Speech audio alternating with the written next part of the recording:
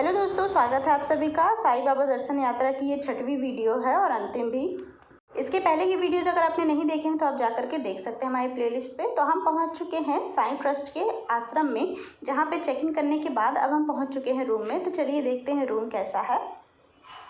इस रूम की कॉस्टिंग हमें 250 रुपीज़ पर डे के हिसाब से पड़ी थी। हमने ये रूम 2 दिन के लिए बुक किया था और मेरे हिसाब से इस प्राइस रेंज के हिसाब से ये रूम काफ़ी बेहतर था, क्योंकि रूम बिल्कुल साफ़ सुथरा था।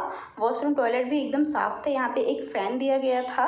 रूम में एक साईं बाबा की फ़ोटो थी और बेड हमें यहाँ पे 3 दिए हुए थे, जो कि बिल्कुल तरीके से धुले हुए साफ़ सुथरे थे। सब कुछ ठीक था, बस मुझे ये समझ में नहीं आया कि ये चेयर बेड के ऊपर रख करके क्यों चले गए। पक्का सफाई वाले भैया जल्दबाजी में रख करके भूल गए होंगे। खैर, बड़े बड़े शहरों में छोटी छोटी बातें होती रहती हैं, सो नेवर माइंड। जैसे कि मैंने पहले भी बताया था कि मैक्सिमम कैपेसिटी जो है यहाँ पे रूम में स्टे करने की वो 5 है और मिनिमम 3 है, इसलिए ऑलरेडी 3 बेड्स दिए हुए थे। और अगर आप एक्स्ट्रा आते हैं कोई लोग यहाँ पे 3 से ज़्यादा, तो आपको मैट्रेसेस एक्स्ट्रा ऐड करवानी पड़ती है बुकिंग के टाइम पर ही। तो बस रूम का अच्छी तरह से निरीक्षण करने के बाद अब हम ब्रश व्रश करके नहा धो करके फ्रेश हो जाते हैं। नहा धो करके फ्रेश होकर के हम रेडी हो चुके हैं और अभी बज रहे हैं सुबह के ठीक 6 बजे और हम रूम से निकल चुके होते हैं मंदिर के लिए।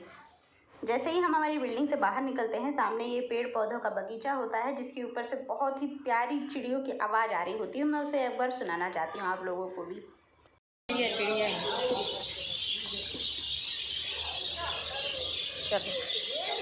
बहुत दिनों के बाद इतनी सारी चिड़ियाओं को एक साथ चहचहाते हुए सुन करके दिल खुश हो जाता है। बस फिर हम ऐसे ही इन खूबसूरत नज़ारों का आनंद लेते हुए आगे की तरफ बढ़ते हैं, जहाँ पे हमें एक टी स्टॉल मिलता है। ये आश्रम का ही बनाया हुआ टी स्टॉल एक छोटा कैंटीन है। अब इसकी मैं एक खास बात आपको बताऊं कि यहाँ पे चीज़ें इतनी सस्ती हैं कि आप इमेजिन भी नहीं कर सकते। हमने यहाँ पे जो चाय पी है उसका जो प्राइस था वो मात्र 2 रुपये था। मैं सच में इमेजिन नहीं कर सकती कि मात्र 2 रुपये में कोई कैसे चाय दे सकता है अभी भी।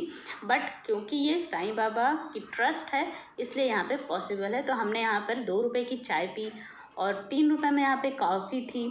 मिनरल वाटर की जो बॉटल होती है, जो बाहर आपको 15 और 20 रुपये में मिलती है, वो यहाँ पे 10 रुपये की थी। तो इस तरह यहाँ पे चीज़ें काफ़ी ज़्यादा सस्ते में मिल जाती हैं आपको। और इसीलिए मैं आप लोगों को सजेस्ट करूँगी कि आप बाहर से खाने पीने की चीज़ें अवॉइड करें। बाहर तो यार गजब की लूट होती है, उसकी स्टोरी मैं आप लोग को बाद में सुनाऊंगी। चाय पीने के बाद हम निकल पड़ते हैं आश्रम के गेट की तरफ, जहाँ से हमें आश्रम की ही बस मिलने वाली होती है। ये बस हमें आश्रम से लेकर के मंदिर में ड्रॉप करती है। ये हमारी लाइन लगी हुई है उस बस में बैठने के लिए। ये लाइन हमें पहले से लगानी पड़ती है, तो बस हम भी लंबी लाइन में खड़े हैं। तो फाइनली अब हम पहुँच चुके होते हैं मंदिर में। बट ये मंदिर के बाहर का व्यू, मंदिर के अंदर फ़ोन ले जाना अलाउड नहीं होता है, तो वहाँ के व्यू हम नहीं दिखा सकते। बट वहाँ क्या क्या हुआ, हमने क्या क्या देखा, ये सारी चीज़ें मैं आप लोग के साथ जरूर शेयर करूंगी, लेकिन वीडियो के एंड में। तो बस फिर दर्शन करके हम वापस आश्रम आ जाते हैं। बट इस बार हम ऑटो से आते हैं, बस में नहीं, क्योंकि बस एक फिक्स टाइम इंटरवल में चलती है। और जब हम मंदिर से बाहर निकले तो उस टाइम पे बस लगी हुई नहीं थी और हमें फिर से बहुत ज़ोरों से भूख लग गई थी, जो हमसे बर्दाश्त नहीं हो रहा था। इसलिए हम फटाफट से ऑटो पकड़ते हैं और वापस आ जाते हैं।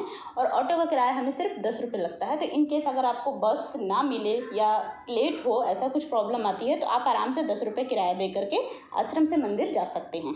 इसके बाद हम पहुंच जाते हैं आश्रम के भोजनालय में, जहां पे सुबह 10:30 बजे से लेकर के रात के 9 बजे तक लगातार मुफ्त प्रसाद वितरण चलता रहता है। ये भोजनालय रिसेप्शन एरिया के जस्ट ऊपर बड़े से एक हॉल में बना हुआ है, जिसका रास्ता रिसेप्शन एरिया के जस्ट लेफ्ट हैंड साइड पे सीढ़ियों से होकर के जाता है। तो बस फिर हम भी फटाफट से लाइन में लग जाते हैं अपना खाना लेने के लिए। और खाने में हमें यहाँ पे मिलती है प्लेन रोटी, दाल, 2 टाइप की सब्जियाँ और प्लेन चावल।